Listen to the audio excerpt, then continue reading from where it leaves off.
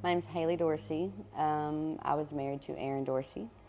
We have 3 beautiful children together. I've been a stay-at-home mom for a long time, since I can remember. Just small town girl from Gilmer. Him too. Me and we both grew up from Gilmer, Texas. You knew Aaron was, a good man. He's always been a good man. He's got a big heart. People just misunderstood him a lot. They said that he was really rude at times, and it was his personality. But he was well-driven. I will say that, very driven. Anything he put his mind to it, he did it. He was just all-around good guy. And if he wasn't working, he was around the house working. He was always working on something. I was 13, I think, at the time. Me and Aaron, I guess, started crushing, and then we never parted since then, honestly. We just couldn't get enough of each other. I couldn't have been blessed with a better person. He was an amazing dad to all 3 of our boys. You didn't see Aaron without one of them, at least one of them. Mainly our oldest was up his butt all the time, but he always had one of them. He was a good dad. We didn't have a car at the time, and so he was going to get a ride from the neighbor lady, Denise. He had a job interview that morning, and anyway, it was about 8:15 that morning is when they went to leave, and I walked outside last. He walked up the hill to go to her house, and I blew him a kiss like that bye and stuff, and they left. 2 hours went by, and all of a sudden I got a knock at the front door, and I was like, why is he knocking? He must have groceries or something in his hand. I was like, so I went and opened the door, and it was an Upshur County cop and a state trooper. They were like, are you Miss Dorsey? And I was like, yeah, why, what's going on? The look on his face, I won't forget it. He started telling me to describe what Aaron was wearing, and if my husband had left and was with a woman, and then he was like, was he wearing coveralls and all this stuff, and then finally I started kind of getting mad about it. I was like, why are you asking me this? Why? What do you need? What do you need to know? Because of course, if it was bad, I was going to defend him, but the feeling I had, something wasn't right. And he said that my husband had been in a fatal car wreck, and that he was being life-flown to Tyler, and he was critical, and they didn't know if he was going to make it. And all I remember doing is I looked at him and I told him to shut up. I was like, this is a joke. He said, no, ma'am. We get up to the hospital and stuff, and they're like, it was weird how they were acting, and they were just like, they wouldn't let us see him. He was in surgery and stuff, and I was like, y'all gotta let me see him. I was like, because, if he sees me, everything's okay. I didn't know how bad everything was. So they finally take him in the room, and I go back inside, and they said, are you ready to see your husband? And I was like, yeah.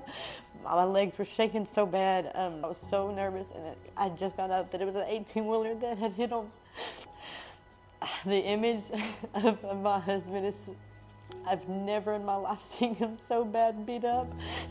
I was so I felt like, I don't know, I can't even describe it, but I stayed about there though. Once I seen him, I didn't leave him. I asked him, I was like, please, I won't be in your way. I was like, can I please just kneel by the bed? I was like, I just want to hold his hand. I was like, if you need me to move, I'll move. They wouldn't let me go on the right side of him because they said, I guess the impact from the 18-wheeler and the hitting him in the car, this whole side was bruising because all his bones were crushed. They were shattered. His organs were just dropping, his blood, kept losing blood, and that man stood by my side since I was 13, and I'm about to be 32, so it's like, that is my whole life, you know what I mean? And to sit there and watch him hurt and know that there's nothing I can do about it, it's a lot, it's something you never get rid of. He was in there for 2.5 days about. The wreck was on the 11th, 3 days. He passed away on the 14th at 6, 7 morning. Lindsay was there. She was very supportive. She helped through a lot because I was a stay-at-home mom, so I didn't have any income at all, so it was rough, but that lady, that woman, my bad, she's amazing, and I barely even know her, but she made me feel more comfortable than my own family at times, and she just met me. It's like she could actually feel my emotion, and she actually genuinely cared about the fact that I was lost, I hurt, and she's a good woman. I told Lindsay when all this was going on in the case, I was like, I'd rather deal with you and talk to you. Lindsay treated me like an equal. She talked to me normal, not trying to downgrade me or told me what I was going to do or wouldn't do. Just human. She treated me humanly. I had no insurance, no money coming in at all. She helped make sure that me and the kids had money, food. She helped to buy their Christmas. I mean, she's amazing. I mean, she's not just an attorney or nothing. Like, she actually is a human being, like, and talks to you. Like, I can't even tell you. I wish I still had the phone and phone number at the time. She would text me like we were like friends, like we've known each other for years, and she would ask me if I'm okay and how things were going, and she would keep me updated with what was going on. I didn't have to call and hound about what was going on, or if they heard anything about Aaron, or what's going on with this, or none of that. I mean, when we were at the hospital, I mean, she knew that, everything was just blown, like, dramatic, just traumatized. I wasn't thinking. I didn't know what I was doing. Didn't know if I was coming or going. She had food delivered up there, so I would eat, like, catered it. I mean, like, she's an amazing woman, like, for real.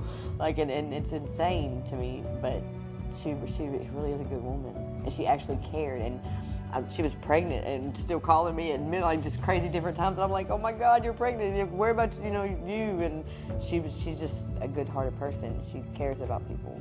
Thank you, because when my world was falling, she made it seem like there was still hope. You know what I mean? Like, she made it seem like there was a gold light, at the end of the tunnel, and that my life wasn't over, and that I still had life, to live with my kids. And I appreciate every single thing that she's done for me. She's an amazing woman. Thank you so much.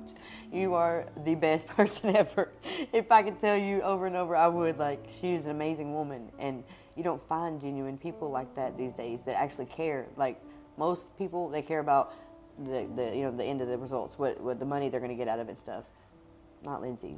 She's different. She's actually in it for the real reasons of why you would want someone to be there for you. Because no one wants to lose their loved one, but when you have to lose your loved one and you don't have a choice, why have someone that just looks at you like a number? Why not have someone that looks at you like you're a person and that you are hurting right now? You know what I mean?